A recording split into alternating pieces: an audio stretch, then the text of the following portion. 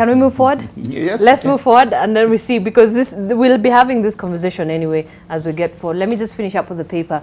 Maxine will take plea in the murder case after clearing mental test. That is the rally driver Maxine Wahome, who's now been declared fit to stand trial for the murder following a successful mental assessment at Mathare National Hospital.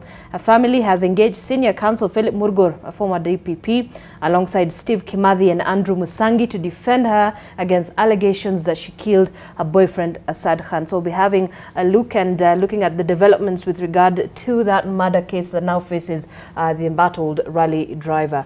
Moving forward, MPs to begin exam malpractice probe.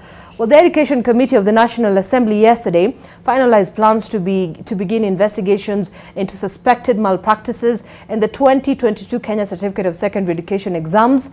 The chair of the committee, Julius Smelly, now says that the audit was necessitated by a public outcry following the release of the results in January. He said before engaging the public, members of the committee will, from Thursday this week, meet Education Cabinet Secretary Ezekiel Mashogu, the Basic Education PS Bello Kipsang, and the Kenya National Examinations Council, together with the Chief Executive Officer David Nyengere. The meetings are intended to shed light on the conduct of the 2022 exams. Melly saying that his committee is not on a fault-finding mission. However, in addition, the investigations of the exams malpractices, the inquiry will also look into the motivation of examiners and logistical challenges. So this is all with regards to, there was a lot of controversy, Gabriel, if you remember, yes, after the KCSE exams were out, and Kisii County was highlighted to have had more A's than normal. So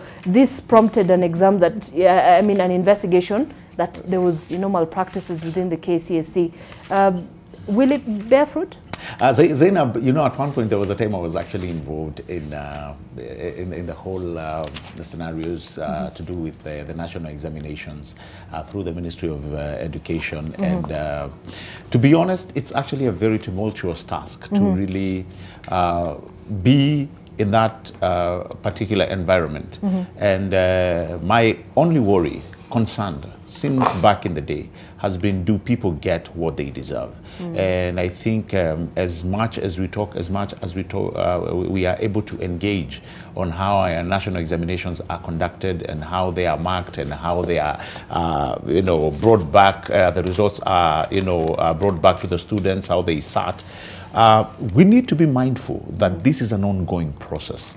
I've always told people that I never envision a time where we'll get to a place and say, hooray, we've done it. It's a progressive advance at every stage. Right. When students sit for a national exam, you must be mindful to, from the word go, are the people sitting in that exam, are they who they say they are? Because you remember, people used to sit exams for others. Somebody will come and use your number and, and be able to sit for that particular exam. So it is a progressive advance. It's not something that, even if we say that this investigation will bring out issues that must be dealt with, after you deal with those issues, so what? It is a system that needs to be looked into at every year when you're sitting for exams. And you try as much as possible to fortify that process to ensure that every child who sits for that particular exam, for a national exam, really deserve what they get. And then again, for parents, is to continue talking to the students who are sitting for these exams. It is for them to also be as straight as it comes, because there was a time when the country was asking, how do these students afford money to corrupt officials? It is not the students who do it, it's the parents and the guardians who are involved in these malpractices. So let us see what the investigators will come up with. Let us have good management and also great teams that are able to continue with this process of managing our national exams. And I can tell you without a shred of doubt, I think we'll get it right. We started, I think, 5-6 years ago, and we saw what it's been able to do. So I keep telling people it's a progressive advance. I don't think we'll get to a point where we say, we've done it. No, we must continue putting these. Not a one-hit strike. Exactly. Right. And as I keep reminding our students, national exams, you know, they have that feeling of this is a do or die thing. Yeah. I don't think it's a do or die thing. But slowly that is changing with the new curriculum. And I'm glad right. the new curriculum, if it's able to be pushed and it comes, you know, in the way that Kenyans will be grateful for, then the better for the nation. Right. Yeah. Abdullah, yes. Zainab, for me, where I sit, I will say that cheating used to be in the national schools. If exams were leaking in Nairobi, they were leaking in Alliance or Mangu or those places. Today, it has been devolved. So schools in Mandera are getting leakage than those in Kisii or Nairobi. Okay? We are number 7 in terms of education in Africa. I will still come back. The culture we have in the country as a society. If the father is paying 20,000 to his son, because the son is saying, Daddy, we have a teacher, a maths teacher somewhere in a dorm or in a class in a secondary school waiting for the paper to be leaked so that he go does the maths and then it's circulated. It's a cultural problem. It's a society problem. Because the father is a Kenyan, the invigilator is a Kenyan, the teacher is a Kenyan, the security officer guarding the exam is a Kenyan. They are all corrupted. I come from Mandela. I know what some of these things, they happen. Now, in one of the schools that are in my ward, had 85 students. 80 of them are coming to university. Do I think that is legitimate? I don't. Why not? You see, when a school has been having issues for the last 20 years or 15 years, and then all of a sudden when from 207, 208, 209 in this country, there were a lot of leakages. Like in 207, there is what we call the exam tsunami.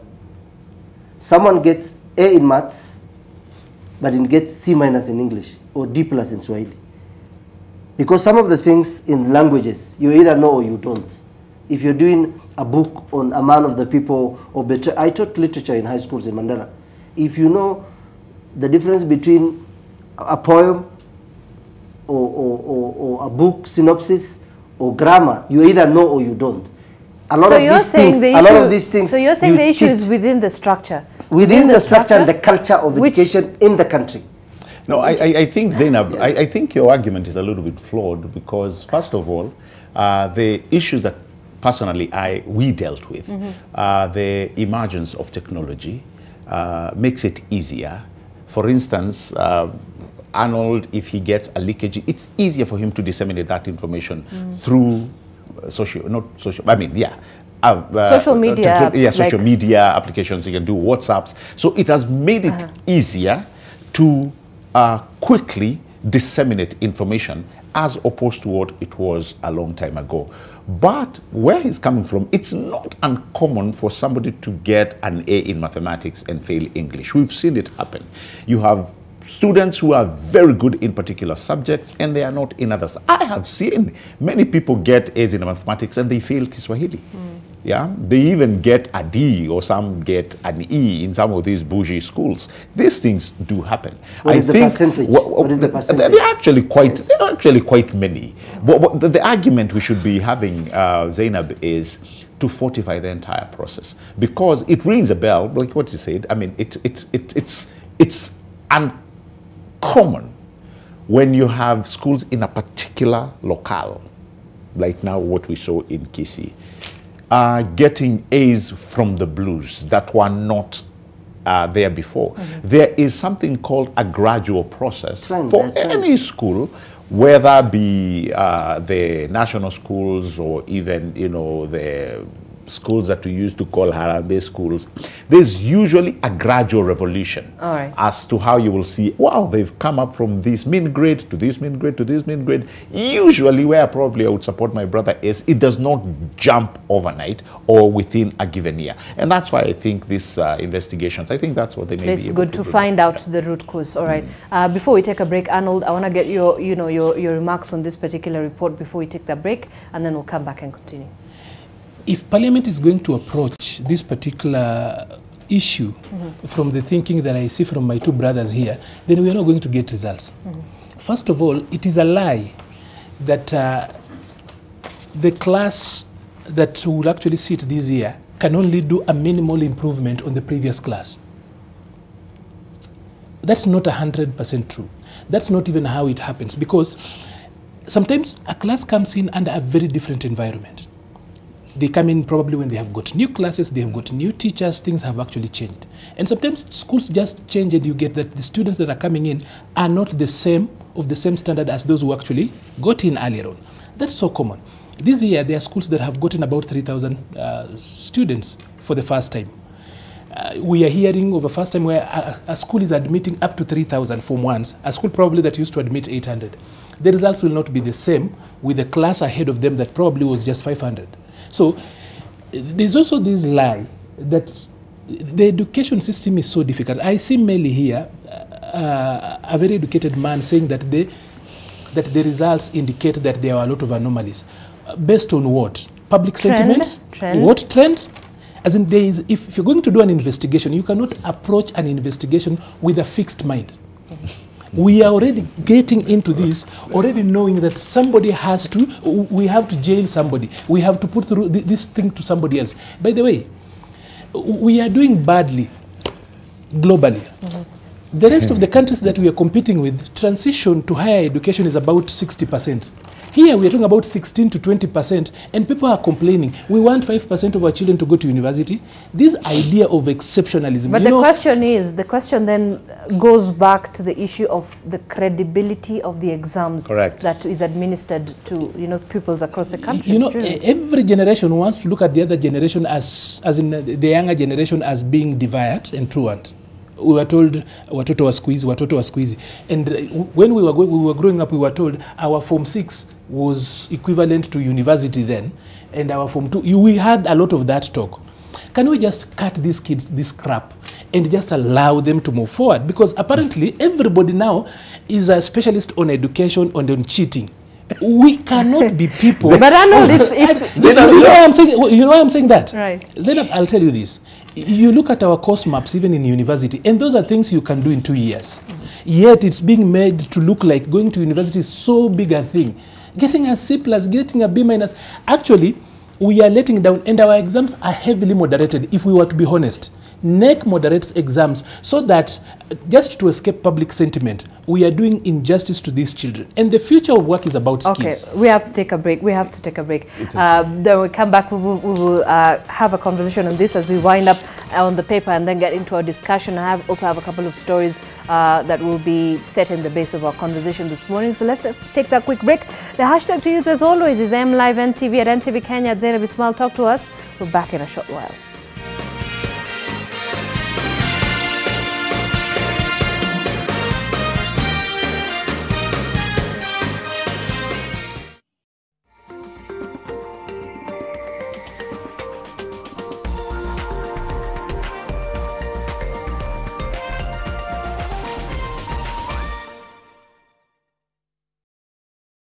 It's the headquarters of good vibes.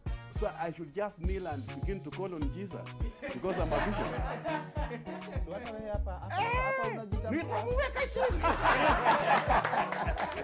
You know, Dr. Kingori, yes, you sound like a street fighter. Where did you grab it? Unataka noma. Kingori, let me tell you something. Mimi mtu angenipata saa hiyo nikiwa first year. Angeangukia bibi mzuri.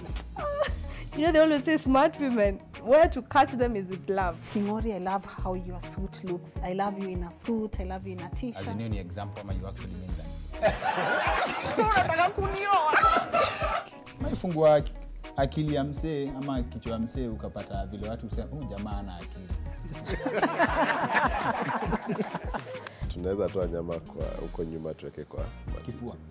Sisi mtu anakuwa na roho chafu sana. Na ukidive inahesabiwa? Si ndio, ukiwin, udive win, si umewin. Hiyo ndio tizi unafaa upige. Napiganga tu tizi ya 90 meters ya kwanza, alafu nikifika 10 meters na fly. Every Friday on NTV 7:30 p.m. This week we have a special Twende. I will recount my interactions with some of the women who have made my journey around Kenya fun and possible. We will see how women have contributed to making travel fun and exciting. From conservation lakini sasa ndo wamama walikaa chini wakaonelea afadhali tufanye huu ni mradi wa kina mama utasaidia the whole community. Fishing. Akili kutembea huko chini na visenti yako na nunua enda zako kuuza. Je, hujapata ndani chakula na watoto? Power production. Farming. Marine vessels. Even the production of this show to so much more. Hii kubwa sana ndio inaanzia huku chini.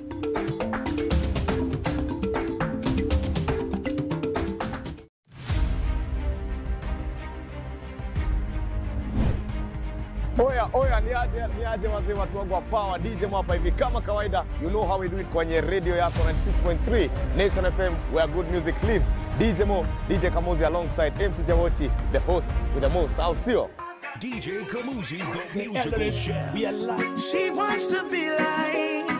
Kutoka radio mtu wangu tunaingia kwenye TV na pale hivyo tunaletea ngoma zingine Ital 2 tunaletea mpaka guests all over the world kutoka Jamaica, Kenya, East Africa, name them. Ama ni aje Mo? Yes I, na kama kawaida sisi kama Jam Down tuingia kwenye area kwenye mtaa yako mazee, Jam Down on the road mazee, tuambie ukuje wapi? Jawochi kila sato anakuletea reggae news, what's trending. Yeah, this and much more from 7 p.m. Nation FM. Alafu kuanzia 10 mpaka maidha mtu wangu #JamDownKE. Awola.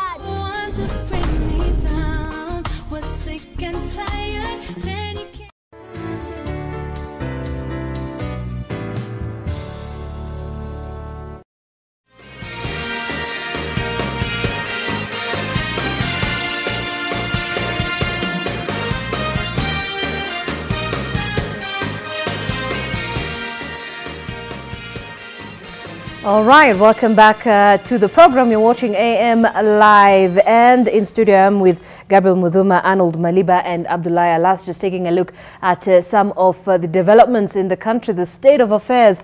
I'm going to move forward from the education issue so that we can wind up on the papers really quick. Inside Raila plan to scuttle IBC process. Opposition leader Raila Odinga's protest will ultimately narrow down to the push to halt the ongoing recruitment of new electoral commissioners.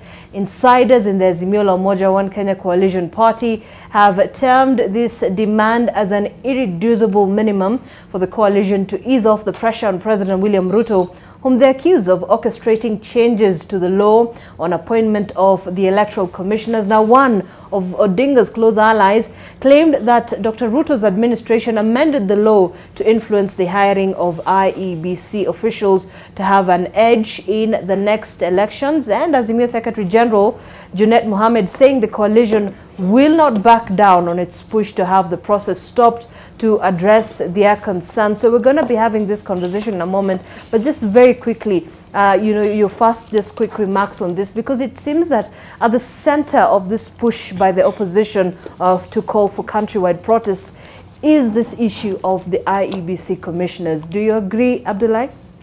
That at the center of everything that we're seeing the opposition pushing for, calling for mass action and countrywide protests, trying to pressure the President Ruto's administration, is all based on, most importantly, at the center of it appears it's the commissioners, the IEBC commissioners. IEBC has been a center of controversy even when it was EACK before. I mean, from 1991 to 97 to 2002 to 2007, 2017.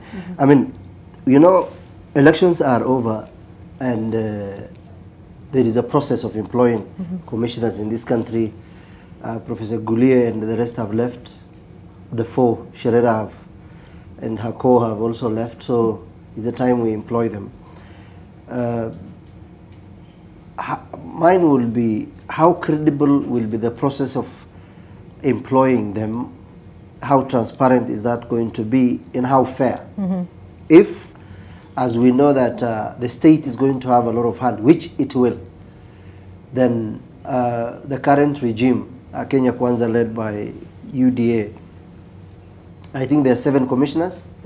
At least they will vouch for, they will fight for to have 4 on the, or will have their ear. and you saw even how Uhuru Kenyatta employed the Sherera 4 and how it came. So what is important is that let's have a very fair process. Let's have a very transparent process.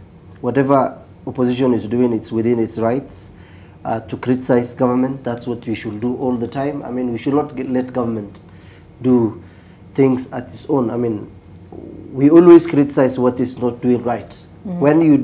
When you are employed in this studio and you're doing the right thing, I mean, you're paid to do the work, but you also, you know, portraying the company in a very good image. So if those who are employed from the president and the vice president and everybody else will give us good service, then that's what we want. If they don't, then opposition is in one way a way of putting government in check. Right. So making sure that their voice is heard is very relevant. All right. In our political dispensation. All right. Gabriel. Well, I think with what we are seeing, all the shenanigans, I think, Zainab, you're very right in your statement. I think it all boils down to IEBC. And I think it has become a constant subject in most of the Azimio rallies. They have mentioned how they will not allow the Kenya Kwanza administration to set up the new IEBC. They don't trust their process and what have you. But the truth of the matter is, Zainab, and this is something I'm hearing a lot of people making a lot of mistakes, including legal scholars. The process of identifying the people who will serve as commissioners and chairman of IEBC is strictly within the law. It is captured how you are supposed to go about it. I have not seen anywhere, I have not read, neither heard, where the president, as many would want to point fingers, I have not seen where he's actually gone outside the parentheses of law to say or to point fingers on who he wants to appoint. The committee, the select committee, which has been put forward, they have their work cut out for them. They are supposed to follow the law, and even the setup itself, it's within a framework of the Constitution. So I have not seen anywhere, apart from what probably I would call political panic, I have not seen where anything has been done outside that framework of law. And that is what we should be talking as people who preach matters governance, is to follow the law. I heard the president last weekend in the Rakanidi saying that where he's being pushed, or rather where Azimio want to push him, is that for him to work outside the law and the Constitution. Now remember, when he was sworn in, the first thing that he did, he actually confesses not only to Kenyans, but the world at large. His first assignment is to protect the Constitution. And has he done that? Of course. I mean, what do you expect when he's choosing, or when he's setting up the commissions? In fact, it's not him who's setting up the commissions. They are being set within the framework of law. So there's no way he is going to work outside that framework. He is not allowed, as somebody who swore, took a Bible and swore to uphold the Constitution and protect the law. He has a right, he has a duty. And I believe that's what he has done. Okay. So I don't see whether this Maandamano you're calling. We're going to come back to Maandamano. And the reason why I'm calling them at this stage is because IBC has become a very core subject. I don't see how many of them are going to try and twist an administration, whether it's parliament or whether it's the judiciary or whether it's any house that is mandated through a constitutional setup, to go outside that framework. The choosing of IEBC commissioners is within a particular framework that is guaranteed by our constitution. I don't see the president or his deputy president going out of that framework. Arnold, your take on this? Like you rightly said, I think Azimio's biggest problem, and all the noises we are seeing around are all pegged on this particular matter. Correct. Of course, the others are incidental to the core issue, which for me has always been. But the Azimio has stated that at the core of its push for this is cost of living and you know, opening the Well, servers of the last election? Before that, they actually were saying how things are bad and everything else, but it's good now they are clarifying their vision even as we move forward. But this is it. The current president is on record so many times having said that even if the prime minister, then at that particular time, the former prime minister was with the president in the handshake, that that even if his own brother, Oburu Odinga then, was willing, who would be the chairperson of IEBC, the president said he wouldn't care. So, I come from thinking that we have over-legislated our electoral process. We've gone so far as legislating administrative processes. Even how you cast the vote and everything else, we've put it in legislation, we've put it in statute. Everything around election in this country is so detailed that you cannot come up with any new way of doing it. And even when you have got IEBC on your side, like in the last election, we realized that the Cherera 4, for example, had come in with a very clear assignment. Right. And they did that very well. They came out very clear that even when you have got a majority of them, you change so little because we've gone to court so many times. We do not trust ourselves. Of course, the trust deficiency is a big issue. So we've literally done everything, including how you move a paper, how you type everything is actually already legislated, is actually drafted. So whoever you bring in might not change so much. But then Raila Odinga has never trusted any IEBC. Whether it was before we came to IEBC, we've had to. But the dynamics were quite different in every election cycle. The only one he's trusted is the IPPG model. But even as we went to elections in 2002, no one trusted that particular team that we had then. Yes.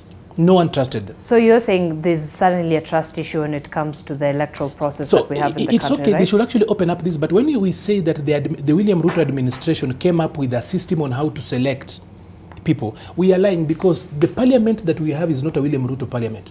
It has got Azimio members of parliament sitting in there. When that law was being worked on, they were in with there. With a majority within the Kenya Kwanza coalition. It wasn't an issue that needed 2/3 or anything. Right. But even as they went about that, we didn't see a lot of noise in parliament. So when parliamentarians, including Azimio members of parliament, supporting the bill and changing it and then coming out here, they really just want to take us on to a run around the city for nothing. We'll come back to Mandamano issue. I want us to just finish up on the paper, like I said. Let me get a couple of stories here. Trainee medics expelled over fake papers. That's the Ministry of Health, which has expelled scores of Kenya Medical Training College students from different campuses across the country after unearthing a major scandal involving fake academic papers. I think it goes back to the whole issue. We're having a discussion on the education matter, cheating in exams and all those things, and the process and the structure within our sector. So we're coming back here. The students were admitted to the colleges last September using what they say is fake Kenya certificate, secondary education certificates. Nation has learnt 7 months later after almost completing their first term in college. 74, that's a medical college wide reach. That's a number of KMTC campuses countrywide. And its students serve over 450 health facilities during their training, contributing to 85% of the middle level workforce. Now remember, these the students are ones who will be taking over the the health industry in the country, and of course this is certainly something that is quite concerning. I don't know if you want to make a comment. No, I am when it comes to such a heavy discipline like medicine, Zainab, I am very concerned for two things. One, when you dive into a very high, brainy, demanding, if you will, discipline such as medicine, if you don't have the nerve and the oomph, trust you what, you will fall out of it. And it does not matter whether a parent pushes their son or daughter into a field that they are not sure that they want to belong to, it will end up in disaster. It has always done. Most concerning is actually the fact that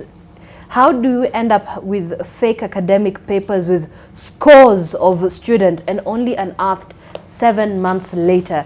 That I think is the biggest question. Yeah, you see, these ones are the most unfortunate because maybe they did not know the right buttons in neck. In the county I come So you're saying this is something that is completely normal? I know guys who have scored less marks in going to KMTC or medicine who are today working in this country. and they are not one or two, and there are many from all the regions. What happens is this. For you to change your grade from C plane to C plus or B plane with combination of subjects, you just need 100,000 to walk to NEC. 100,000 shillings. Are you sure? Yes. People paid and they got C plus and today working. He has evidence. He needs, I think. So listen. I think you might be called to give evidence some does of not work in this country, evidence. because if there were evidence, then we would have arrested the IEBC guys who lost 9,000 laptops. So I will still say what I said in Spice and other forums. Our culture. Why are we having that? It's because the parent is paying money. The guy in charge of papers is changing it. The guy at KMT, like in Mandera County Assembly in 2019, they made an advertisement of 55 positions. What they do is that they write to the university before you're given your appointment letter. So they found out that out of the 53, almost 4 or 5 had fake papers. They were called, they were told, the university you are claiming that you have a degree from or this certificate, we are sorry to tell you that we did not find what we were looking for. Just go. Okay? So when you entrench deceit and dishonesty in a society for a very long time. I was looking at a report yesterday on the Business Daily that 20 to 24 years old in Kenya have given up looking for jobs. When do you give up at 24? You have just finished university. When do you give up in 24 years old? All right. So people have struggled. So you continue to say this is a culture issue. It's a culture entrenched. Okay. In our DNA, in the sense that we will steal, we will lose people in hospitals, quack doctors. There was a guy from Central who was practicing medicine for like 9 years. Yeah, how many years? He was conducting gynecology stuff on women. He's never going to school. That was actually a trained nurse at the University of Nairobi. But he wasn't a doctor? Yeah, of course. Yeah. He was See, there is a difference between being a nurse and being a medical doctor. Medical doctor, you go to school for 7 years in Kenya, 6 years in other places. Nurse, you only go there for 3.5 years. All right. The work meant for a nurse and the work meant for a medical doctor are two different things. Arnold, culture issue? Anyway, when you talk about the culture issue, for me the quack doctor that I'm really still concerned about was the guy that was practicing in Nandi. You remember the guy who was practicing in Nandi? He'd never been to any medical school. Correct. And he even was running for MC at some point. I don't know what happened. That is one person that I would really want to know how that turned out. The culture issue, I also think that if we were to talk about culture, we'll look at it differently and flip it. You see, as we send out these young kids who came to KMTC, has anybody sanctioned the people who are carrying out the recruitment at KMTC? Correct. Because that is where the problem is. That is a culture of incompetency. As in, that is incompetence. Or complacence or corruption. Because there is a portal that every college has got access to NEC. Directly, you can just run the index number and you will actually find all the schools you went to, what you got and everything else. You cannot discover that 7 months later on. Correct. The whole team that carried out that particular recruitment just needs to go home. We cannot send the kids home and pretend that somebody else wasn't doing it. The people who are doing it either knew it. It's not like these kids came in with fake papers. Somebody knew or somebody didn't. You could say if it was 1 or 2. If it was 1 or 2, then we will say there is a chance something could slip out. Right. So here, but you have there was complacent. No, I don't think even that was complacent. That is collusion. That's collusion. Yeah. So there's certainly. Zainab, I totally agree with Arnold in this aspect. And that's why I use the term discipline. You don't wake up one morning if you are, for the past 4 years, your forte has been literature, and now you become a medical student. There are various subjects that you must satisfy, biology, chemistry being one of them. Those are the disciplines that push you to becoming a medical doctor or a medic. In fact, it says to pursue any certificate course which this is for certificate Yes. course, which takes 2 years, C-minus, with the exception of nursing, which takes 2.5 years, you must have a minimum of C, with Exactly. specific qualifications and all these things. So we're looking for diploma programs. One must have attained a minimum of C with specific qualifications, you know, indicating certain subjects. And the specific qualification that you're talking about is where Arnold actually is going to. So I agree, 7 months, you can't, unless, so like he's calling it, and I agree, it's collision, because really you can see how this person performed in Form 2. That data is available. If you're really pushing to become a medic, there are those qualifications that you're talking about that you must satisfy. So I think here, probably, again, I go with the word collision, and So Zainab, I was actually saying this. Yes, as you wind up. That number one, there was collusion. There's the issue of incompetence, and then there is something that we are not asking. Probably somebody new has come in and they did an audit before this was actually discovered. How many times has it happened? That's the question that you actually need to go back to. That this cannot be an isolated case where so many people come to KMTC and are actually being sent away 7 months after their admission. How many times has it happened? Is it important that they do an audit on the system all over again and just look back on the guys that, even including those who've actually graduated? Because just to tell us that we've done this and this is one of not possible, you know, no one dares this much. Okay. Yeah. I think we'll continue to follow up on that report as well. So I'm just going to wind up on the Daily Nation. But this is also one of the biggest stories today. Ruto seeks to dodge bullet as he revives stalled dams projects. That's yesterday when the president met with his Italian counterpart, Sergio Mattarella. That's at State House in Nairobi.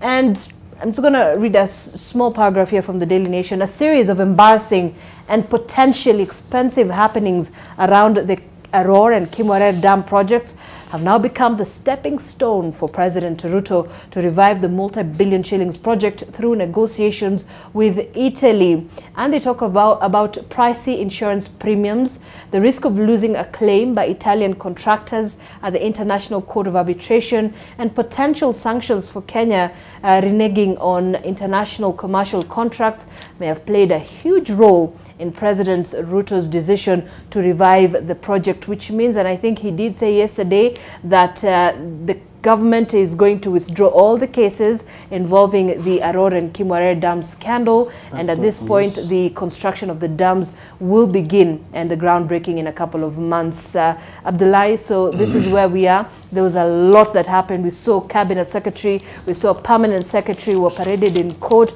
They actually were forced to step down from their positions because of this particular case. And here we are again, and it seems that all right, a new government, and we're moving forward. Yeah, we've just been shown the middle finger. Ruto is just telling us.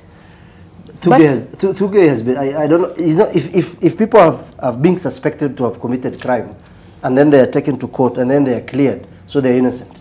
But from the beginning, even when the president was the deputy president, he did say that this was motivated by political witch hunt. Yeah, it is. The DPP confirmed that some of these documents or projects were not having direct link with the guys who were accused.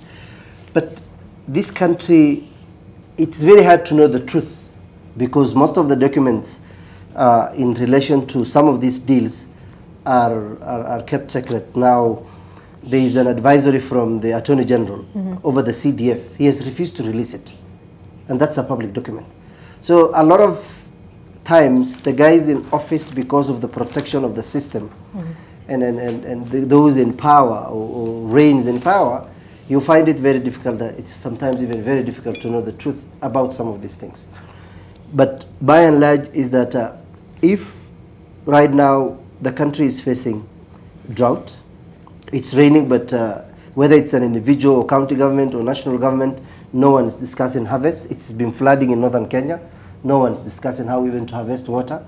And then in 9 months we start crying. The president is talking of Aror. I mean, sometimes you've seen the millers are complaining about debt subsidies of 2 point something billion. 22 million Kenyans are living below poverty line. Almost 5-6 of them have no food to eat. I think it's time for this government to stop and first concentrate on how to feed Kenyans. Okay. You cannot be talking of dams and these long-term projects. This can come maybe in a year or two when we have stabilized food security in the country. Can they not be done parallel to each other? Well, they can, but you see, we have a very bloated government, okay? I want my friend to relax. Kenya is a country that has a very big structure.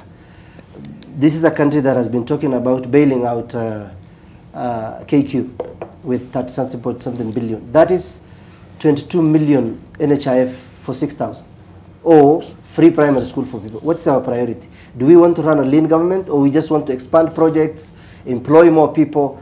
Why don't we run a lean government so that Kenyans can be fed? Okay. He and me are maybe fortunate enough to have made it in life and we have what to eat, but the people in North Rift and people in Northeastern have lost their property. What is the government, apart from taking guns and bullets in that part of the world?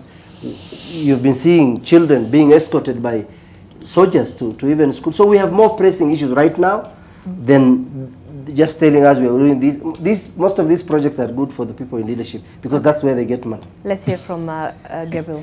Abdullahi, probably where I can try and bring you to speed is you cannot talk about halting a project like Aurora and Kimorer and at the same breath talk about food security. In fact, that is the genesis of how you're supposed to become food secure. Knowing fully well where the world, where the environment, the global issues that we are having, and the building of dams, they are actually in one way intertwined. So the more water reservoirs you have, the better it becomes when you are putting the subject of food and becoming food secure when you bring it as a subject, they are actually intertwined. So you cannot talk about one and saying you're going to leave this but still be food secure. So that's something you want to, to just put in your back burner. Having said that, I think the issue that, because I followed this very well, I tried digging deep into Aurora and Kimorer and the statements that the former head of state had said. We all know the two dams were to cost 63 or 62 or whereabouts billion shillings when they started. And somewhere along the way, Zainab, it moved to 80 billion, if my mathematics are not wrong. So if you hear what the DPP said, it was various applications did not sit in well, and that's why you saw the heads of the former CS Treasury, Rotich, rolling. But that did not mean that the project was not viable. That did not mean that this project was so badly off that it could not continue. But remember, money was lost. When the president was arguing, or when the former president, Uhuru Kenyatta, when he stopped the Aurora and Kimorer, he cited, and I remember he was caught, I think, on TV, and he said it actually in various forums, that he stopped that project because it was grossly overpriced. All right? As to how much money was lost, I would have expected cabinet, because that's how government works. There's a cab memo that is issued. Okay. How long the project will take, how much it will cost. I'd have expected you to arrest the situation that was hindering the building of that particular project, but find a way of how it will continue. Okay. It was actually where I'm seated. It became political because there are other dams that continued unhindered, even though we knew that the very same people within those ministerial offices were the same handling those other dams. That's why it became political. And at some point, you started hearing people pointing fingers as to the region. Is it because certain people, is it because the deputy president came from a certain region? So I think to shelve this project was, in my own view, a mistake. We should have arrested the concerns, and put it very clear that this is the amount of money that was lost. Let Kenyans know, because even now, if you are to ask any person who has followed this Aurora and Kimorer, there is no push as to how much money has been claimed to have been lost. I know there was a 14 billion, was it 14 billion? That was in question? Exactly, which was supposed to be, if if we negated, yeah, if we negated the contractual agreements of the loan that we are getting for Italy. But let it be known, which is a good thing. I'm glad that now there is talk again about reviving. So you this think project. this is a good thing? Of course, All of right. course. When you're talking about food security, it's the same thing we were talking about. We were talking about Galana Kulalo. It's the same thing, by the way. But remember, it comes right at what did it achieve? The 14 billion. backdrop of serious controversy that surrounded this. Zainab, we need to have a way. Right. We need to have a way of dealing with projects that are overpriced. You shelving them does not make it better. All right? What you do is, if you realize a project has been grossly overpriced, is you sit down with the people that are involved and you bring that cost down. Okay, and you continue. Let's hear from Arnold, right? Very quickly, Arnold. Zainab, the problem with the Aror and Kimwarer Dam is that we are not having a honest discussion. And as a nation, we are a nation of cowards, especially when it comes to facing the truth. Sisi ni taifa la watu waoga, hatupendi kuangalia ukweli vile ulivyo. And I'll later on give an example of power. But let's start here. Was money lost? Yes. No one denies that particular aspect. Was it overpriced? Yes. An audit done on it later on actually indicated that it actually was grossly overpriced. Is it an important project to be undertaken? Yes. So how are we going to proceed? The president needs to be fair, not just to himself, but also to us as a people. Number one, to respond to these questions. Have all the issues that were raised, for example, been addressed? What of the costs? We've been to court. Already, we are spending money in courts and arbitration and everything else. There were equipment and staff and money that were committed, and now, of course, let me say, quote unquote, that is moribund. How are we going to get that money back? So is it value for money? How do we proceed going forward? Are we still going to do it at the same level? So we can't just get around this issue and say that it will proceed. Why I say that is that in this country, there is normally half-truth. Like, for example, let me just give you, next year, 2 independent power producers' licenses will be coming up for renewal. Ordinarily, when we sit here, we in the public space and doing the commentary, when we sit here, every time you ask people about the cost of power, of course, people will be talking about inefficiency at Kenya Power, KPLC, and then, of course, there will be stories about generators of power being too expensive. But I will surprise you that if you were to look at the cheapest power in this country, it's not even from the hydro, what is that? Not geothermal, hydropower. The hydropower. Actually, the cheapest power, if you look at how it's actually costed, it's thermal power. Where those guys are running generators, the Ibera Africa of this world, the Thika Power and the others. But normally, do we have that conversation honestly and openly? No, we don't have that particular conversation. So we will talk about geothermal. Look at how costing is done. When we talk about the cost of fuel and everything around there, it's the same way that we spend a lot of government money on things that don't work. We've not talked about the story about telecom, for example. So how many times are we going to offer telecom for people to sell at zero money and then government to buy back at some amount? We do that continuously. It's the same game where we do that. Either we are paying money, as in same style, the same way we are every time paying in for KQ and not getting anything in return. So somehow, when we do things like this, this Kimwarer conversation should not just be about the dam itself. Can we start talking about our culture when it comes to physical discipline? All right. And I think, Abdullah, because we don't have I have to take a break. So let me just wind up on this paper.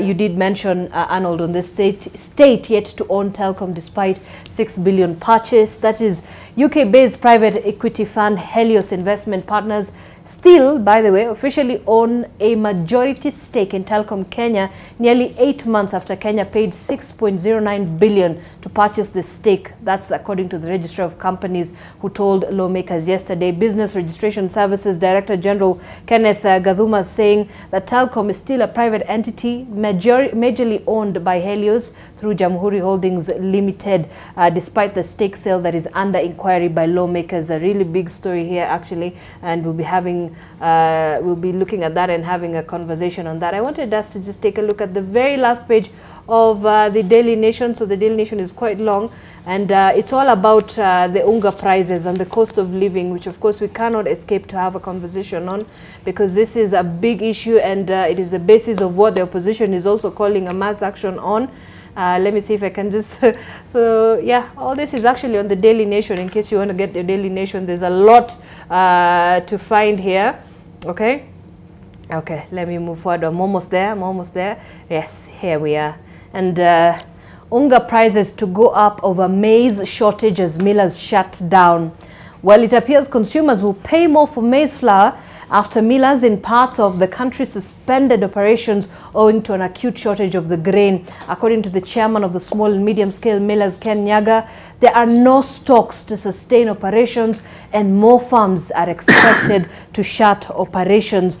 On its part, the Cereal Millers Association said there is a shortage of the non-GMO maize across the world. And I quote what he says. He says, we used to import our non-GMO maize from Mexico, but Mexico has also run out of stocks. They're also now importing from South Africa, and there is a huge competition for the non-GMO maize. The only maize that is available is the GMO maize. The association also recommended that the government should consider importing the yellow maize to ease the pressure on the reliance on white maize that is now consumed by both animals and human beings. This is quite a big issue. We'll come back after the break. But also on the Business Daily, deported Ruby's Kenya CEO returns after Ruto's victory. You remember the gentleman there deported, I beg your pardon, Ruby's Energy CEO. Okay, let me get the paper correct here. Who has made a quiet return to Kenya and resumed his executive role at the leading oil marketer weeks after the swearing in of President William Ruto. Sources telling the Business Daily that the gentleman, popularly known as JPB in the local oil industry, jetted back to Nairobi in late October, ending his forced 6 months absence from the country. Also, 51 billion SGR repayment compounds forex migraine.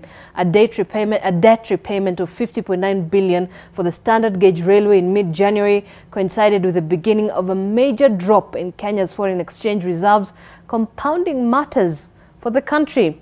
Also, British American Tobacco PLC Kenya is optimistic it will strike a deal with the current Ruto administration over regulation of sale and distribution of oral nicotine pouches by second half of the year, unlocking a 1 billion budget for the new category products. Also, this conversation that we've just had on the Kenya renegotiating the Aror Kimorer 19 billion defaulted Italian loans. On Taifa Leo, what do we have? Safari ya chama kimoja yaanza. Safari ya Rais William Ruto kuunganisha vyama tanzo vya muungano tawala wa Kenya Kwanza kuwa chama kimoja kikubwa imeanza baada ya vyama 6 kukubali kumezwa na chama chake cha UDA, yani United Democratic Alliance. And we can see viongozi hao, can see their faces there. Viongozi wa vyama tanzu vya Kenya Kwanza wakubali kujiunga na UDA. We'll have that conversation in a moment. On the East African, okay. It is still loading. The East African is still loading. All right, we're going to wind up on that. But on the Standard, this is what we have. Did Uhuru team pay 6 billion for air in Telcom deal? And defiant Raila declares Monday public holiday. But is he allowed to? We'll be having that conversation as well in a moment. Let's take a break. We're back in a short while.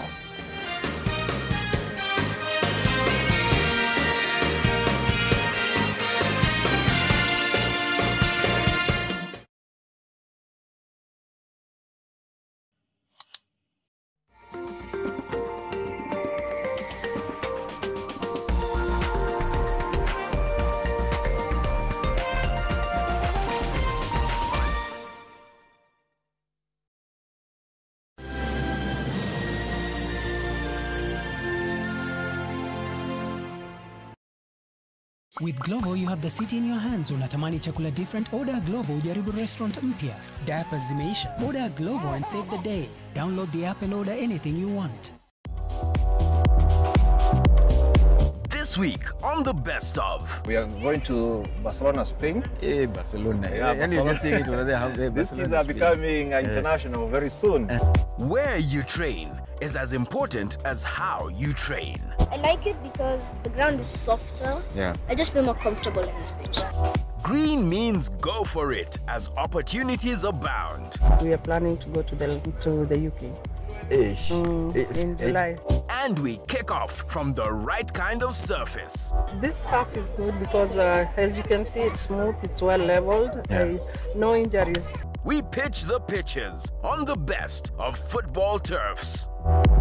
Pata taarifa teke teke na e-paper. Stay in the know on the go. Getting the full story bilangori. To sign up, choose your preferred subscription. Use the promo code SUBZ22 to get 20% off and pay. Get your favorite newspaper and enjoy the truth anywhere, anytime. For inquiries, email epaper@ke.nationmedia.com or call 0790 111 111. Subscribe today and get your taarifa teke teke.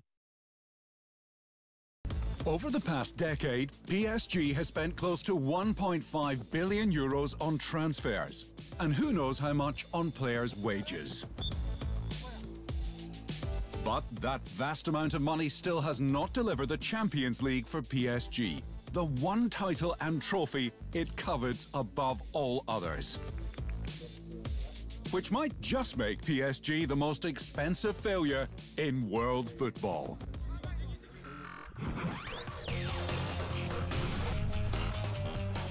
Want to know the biggest story of the week? Do not worry. The Weekly Review has got you covered for in-depth analysis of politics, business, governance, as well as social issues. The Weekly Review covers it all. For well-researched, exclusive and investigative content, read The Weekly Review every Sunday on Nation e-paper and on www.nation.africa. Free of charge. Are you facing challenges in following up on cargo compensation claims from your overseas insurer? You can now insure your cargo with your local insurance companies instead of filing similar claims with foreign insurance. When you insure your imports with local insurers, you will save more as you will get more competitive rates, and yet you will help build a more stable and resilient economy while also creating job opportunities locally. This message is brought to you by the Intergovernmental Standing Committee on Shipping.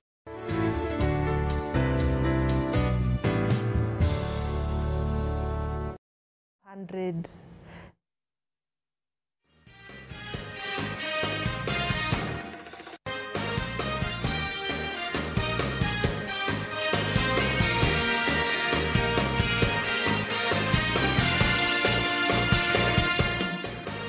All right, welcome back to the program. You're watching AM Live on NTV. Now, before we get into our conversation, I want us to take a look at this report where Azimio la Umoja One Kenya coalition leader Raila Odinga has offered to be the sacrificial lamb in his quest to what he says is to liberate Kenyans from a government he claims is insensitive to the needs of the common citizens. Odinga made the declaration during an anti-government rally in Siaya County yesterday, where he asked Kenyans to keep off work and join in the much-awaited protest to march to State House on the 20th of March, which is on Monday next week.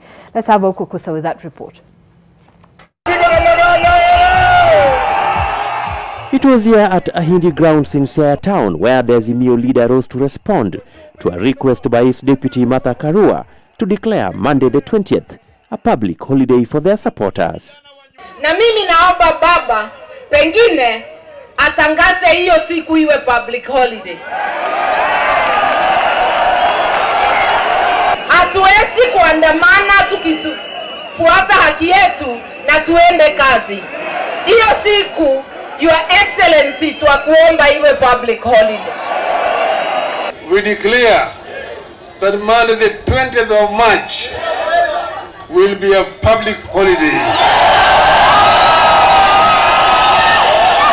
Odinga dismissed calls by a section of the clergy who had earlier prevailed upon him to postpone the scheduled march to the House on the Hill, saying he had given President William Ruto enough time to address the concerns raised by the coalition. We don't want any kind of handshake.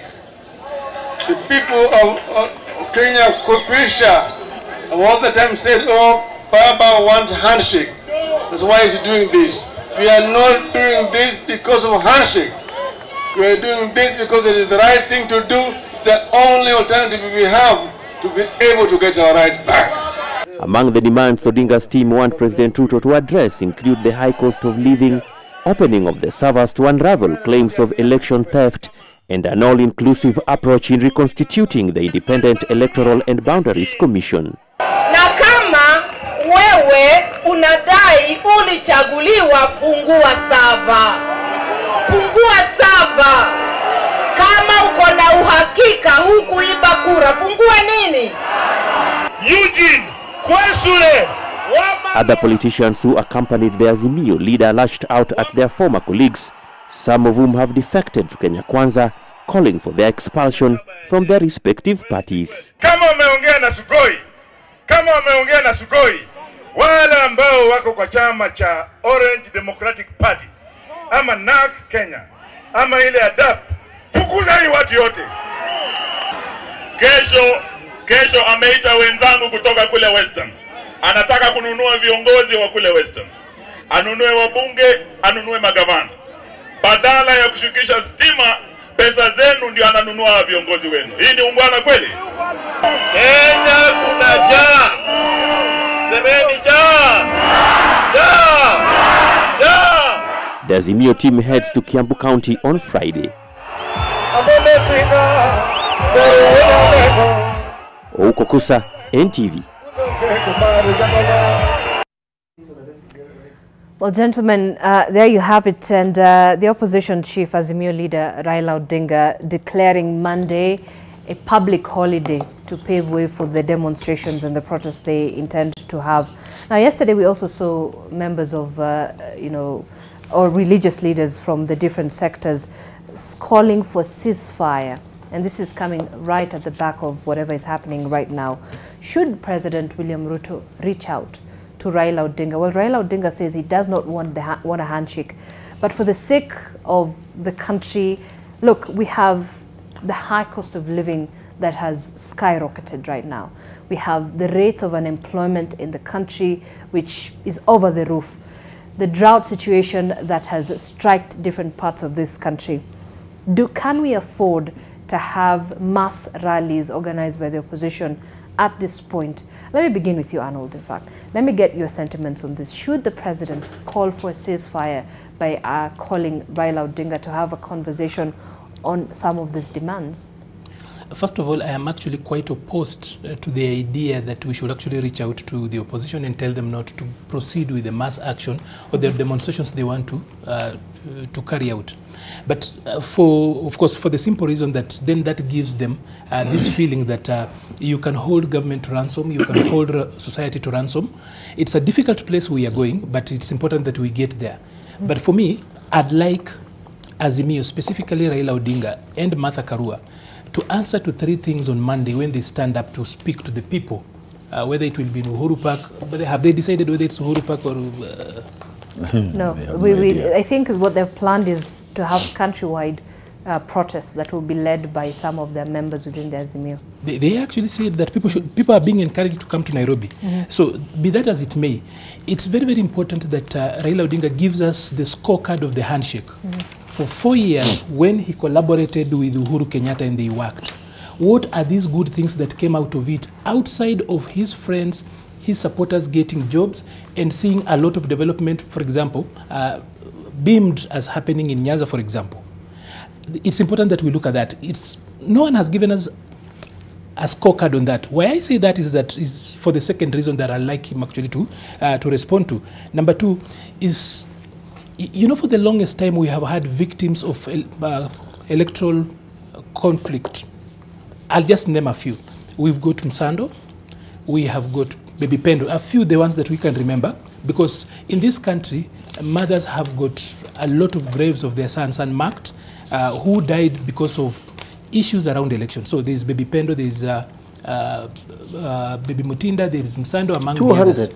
More than so, why I'm citing out that, Zainab, is that In similar circumstances as what the push we are starting on Monday, we ended up losing these people among others. But for the 4 years, for example, when we had a handshake, apart from the case about Baby Pendo having restarted last year, there has not been justice around the issue of Msando. There has not been justice around Baby Mtinda's demise. There was no justice to the people and the victims of conflicts around elections. Again, we have started another one, yet he had 4 years. What was so difficult, for example, to have justice done in 4 years during the handshake? That's why I actually spoke that once he calls people out there on Monday, he should also respond to that. Give us a scorecard. Number two, also speak to the victims of these particular processes. And lastly, what is the end goal of the mass action? Because there are two things that happen in a mass action. That first of all, at least in our situation, you are going to have the economy scare, and therefore there will be capital flight, people holding back the bourse, the Nairobi Stock Exchange will automatically be hurt. So you are hurting the economy and hoping that the government will look at it and then call you for a talk. Number two, as it happens normally, is that during such like activities, there's lawless list. And we know that. We shouldn't behave. You know, it's easy to stand out there outside of pragmatics. For pragmatic sake, sit out there and say, we will be doing a peaceful demo. But once the police are overwhelmed, you know what happens. Once we have got lawless, the lawless group amongst us, because we are human beings, coming to the streets and actually causing problems, then we are going to have problems. So it's important that they also tell us the end. If you're going to tell us that the end goal of the mass action is that Ruto must go, all of us know that that's not going to happen. We really want to know how this ends, and it shouldn't be the same way. All right. Why we need to have this particular conversation is that elections are nearly becoming useless. If we are going to have elections and the people who lose those elections somehow force their way into government, why, for example, haven't the people who lost as MCAs, why are they not forcing this? MPs. They have gone to court, right? Why are MPs not doing the same? Why are governors not doing the same? Why should we have just this one particular position that takes us in circles and circles and circles? I asked those questions, the 3 questions, because it will be so sad that again from Monday we start a process where people's children will be lost. And when these people have got an opportunity to sit down with the government, they don't care about them. No one talked to Baby Mutinda's parents. All that we have done is to go back to videos and say, okay, we are going to reopen up Baby Pendo's case. It's still in the process out there. No one has spoken about Msando and the very many thousands of people who have died during such like processes. He should not assemble us on Monday again and take us through the same circle. And when he has had an opportunity to sit with government, he has done nothing about it. It is unfair to send people's children to war and not take care of them when they fall. Okay. Yeah. Gabriel, even as you make your statement, I'm going to quote something from the Standard with regard to that report. They were quoting what Raila Odinga said, saying, and I quote, "There is something that has happened in this country for years and we have opted to treat it once and for all. Electoral theft must be done away with in this country." This country. I know this has been a subject for far too long, but our electoral process, if it produces winners, Zainab, by virtue of it being an election, it must also produce losers. And I believe it has done that. I honestly believe, wholeheartedly, that 2022 was one of the most open, one of the most credible elections we've ever had in this country. Now, I've had people question that very system, and so to speak, most of them who are in the opposition, virtue of the same system, have been put into elective offices. I've had elected leaders saying that they don't believe in IBC, yet the positions they are holding come directly as virtue of the very same system. And to me, this is where it gets a little bit mucky, because now they've taken into lying to their party leadership. It not only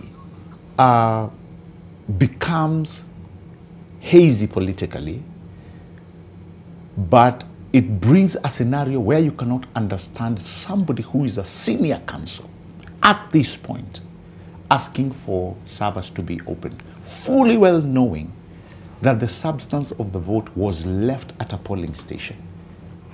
It makes one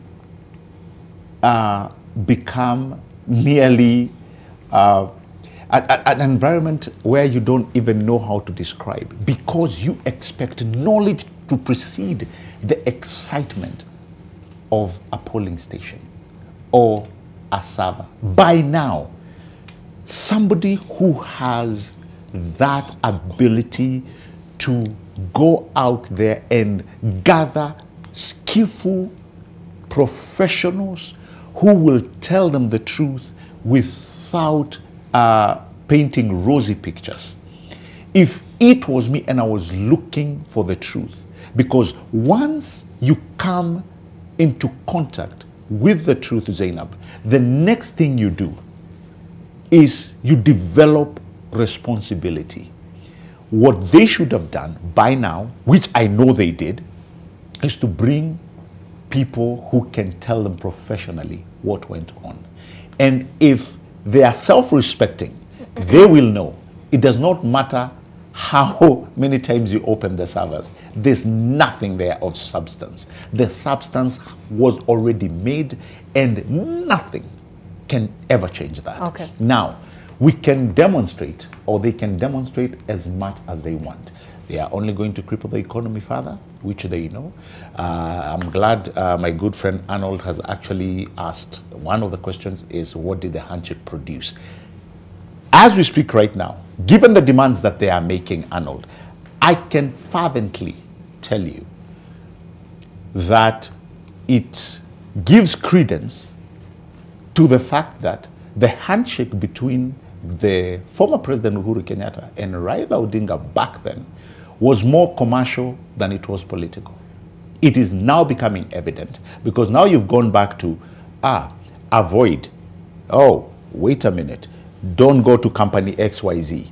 I just heard the other day saying, you know, we are not going to, I'll tell you what to, what to buy and what not to buy, what to avoid. And you've named Safaricom. Now, if you start pushing such an agenda that we had in 2017, 2016, what you'll be saying is, you now want to directly attack investors who have got nothing to do with your cause, and you want to hurt somebody who you think you're hurting. Hey, by the way. Wait, do you not find the legitimacy of some of the concerns that the opposition is raising? Look, they said we're giving the Ruto administration to come up with a clear plan on addressing the issue of the cost of living. That's one of the things. There is already a plan. Haven't you seen it?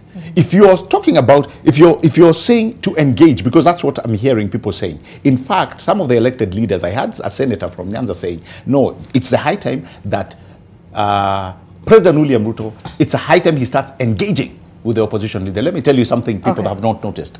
The president is actually currently engaging with leaders. I have not seen an area where the president has not engaged leadership from.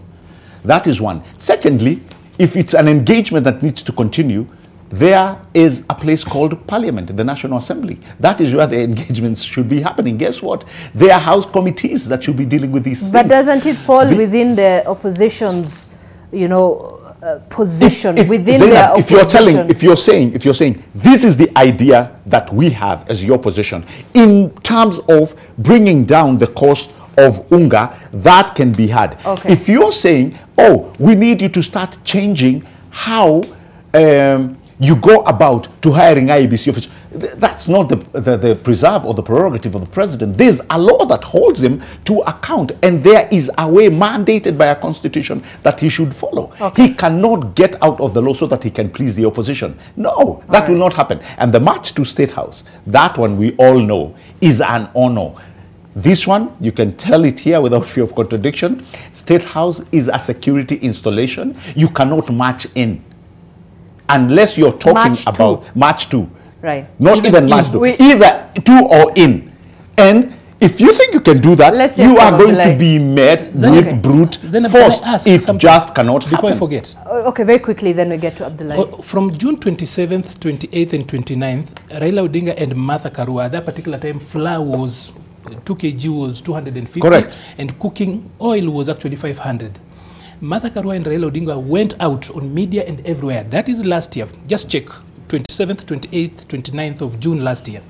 And they said they defended the government then. We had a subsidy processes, or rather the subsidy interventions in place. And they gave all manner of excuses on why the government was working and why the subsidies were important, but it was still high. What has changed between then and now, when flour is actually much cheaper and cooking oil is actually much cheaper? What has changed? Was it only expedient for them to actually say that because they were in government, and now when it's actually much lesser, it's important to actually have this conversation? And you didn't give me a chance to say this. The flour millers are already selling us fear about there is no, we are already being conditions.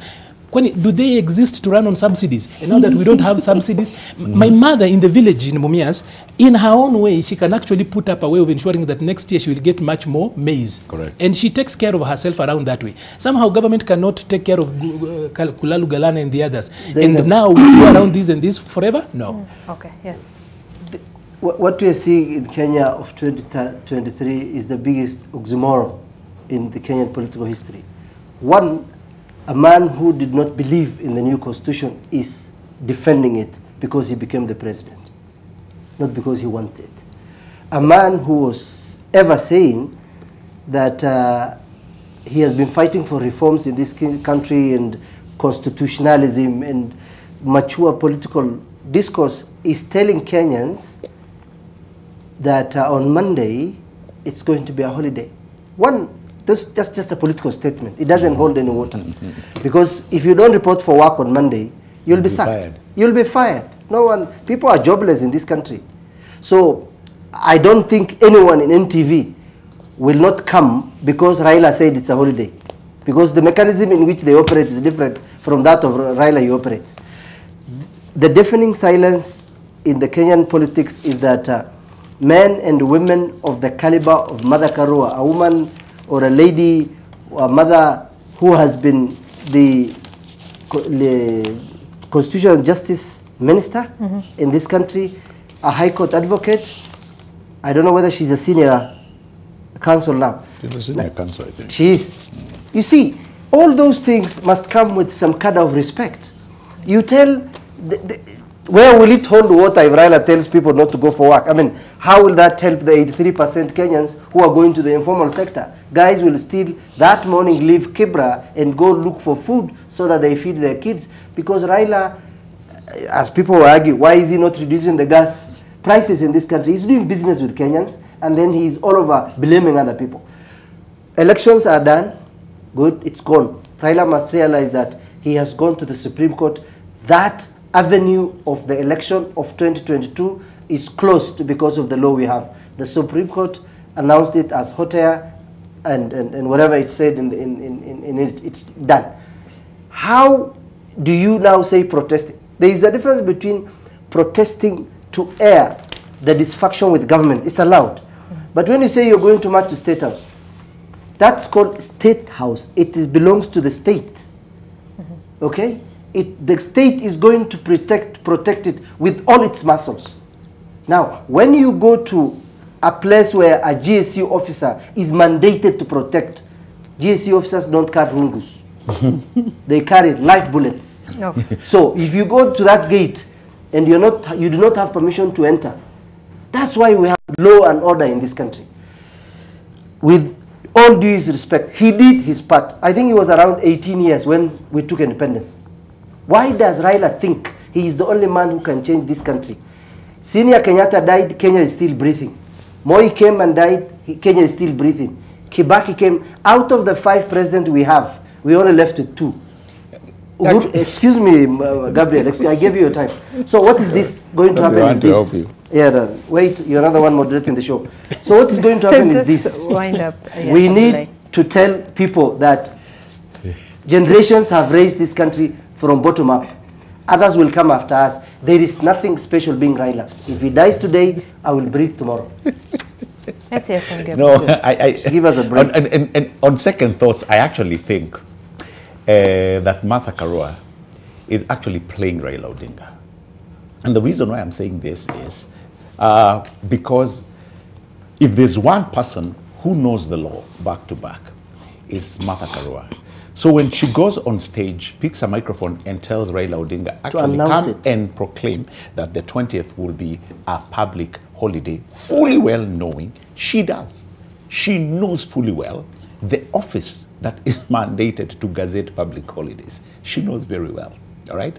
So you cannot say she's operating on ignorance. That can be forgiven. Here you have somebody who in turn we used to call Falamanga.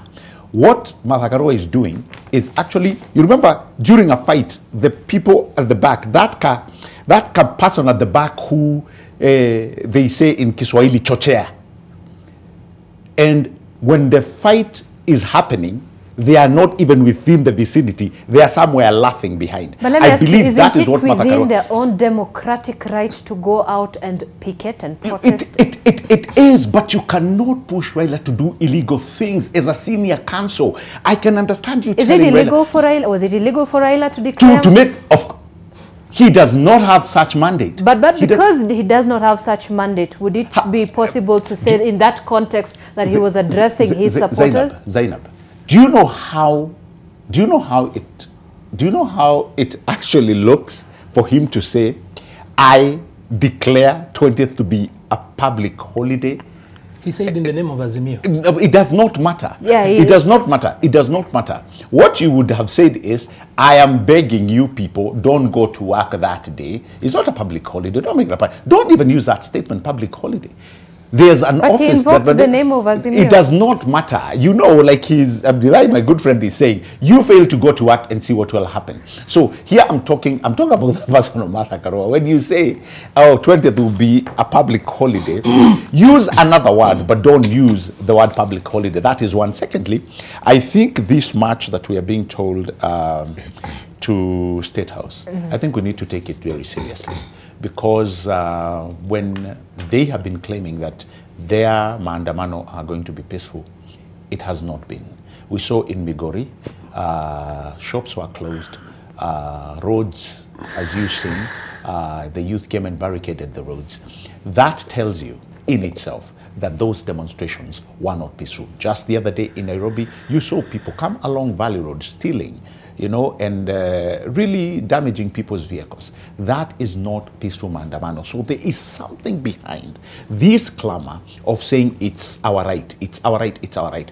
If it is your right and it is peaceful, Zainab, I should not close my shop. If it's peaceful and it is your right, children should not fail to go to school, they should still go.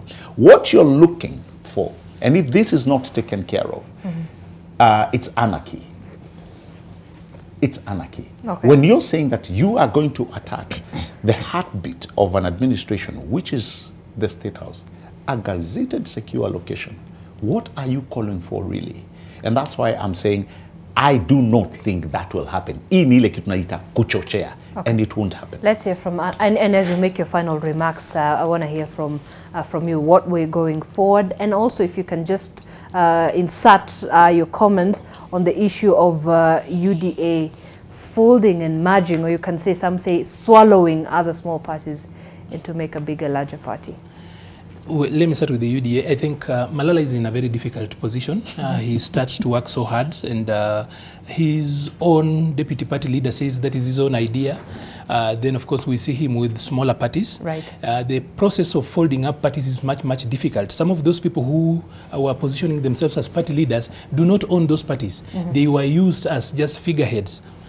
You can't tell me that the Farmers' Party all of a sudden was taken over by a certain individual and therefore he will fold it on their behalf. We've seen that process in the past. It's very, very difficult.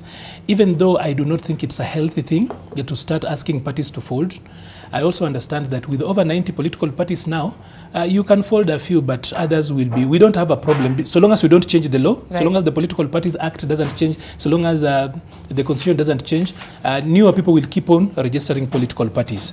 So moving on swiftly on to this, right.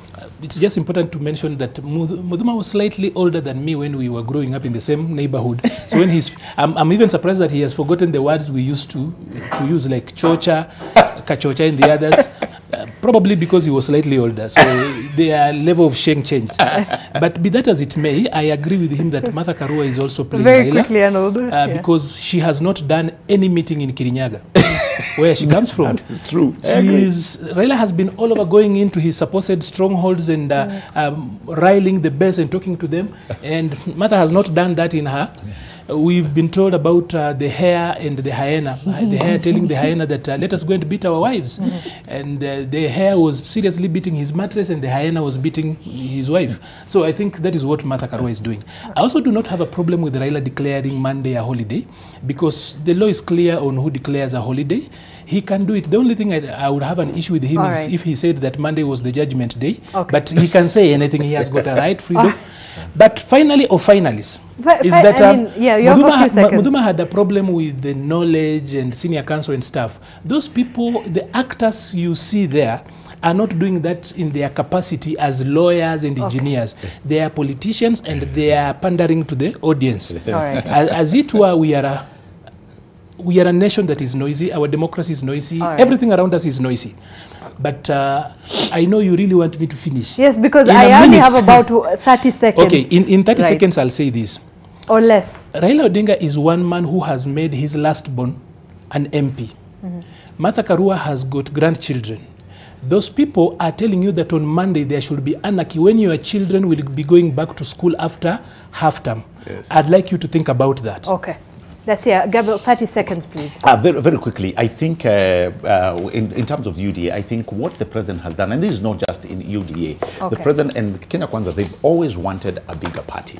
Now, you remember the coalitions that we had earlier on, Jubilee and CORD. The thing was to have a grand party that people may join, you know, for various reasons. And I think it is a good, it is a good thing. It is a direction in the right place to move away from these small mums and paps party and become, you know, come up with one big party. So I really commend, even though it's a tumultuous task. And I think we should have this conversation on a wider scale. We should. Abdullah, we have to wind up. What I'm saying is that first of all, for parties to either do absorption or amalgamation, it's within the Political Parties Act 2011, but it has not started now. It started with Kenyatta, Moi, Kibaki. But when Raila Odinga says he does not want a handshake, he is betrayed by his history in 97, 2002, 17 and 2020. So let's have a peaceful Kenya. All right. Thank you so much, Abdullah Alas. And I apologize for winding you up so fast. But I promise that we'll be setting up enough time to have this conversation next week, God willing, inshallah. Now, Abdullah Alas, policy and governance analyst, Gabriel Muduma, governance and political analyst, and Arnold Maliba, public policy expert. Thank you so much, gentlemen, for coming in this morning. I wish we had more time, but hopefully next week is another day. My name is Zainab Ismail. Winnie Lubembe is coming up shortly. Stay with us.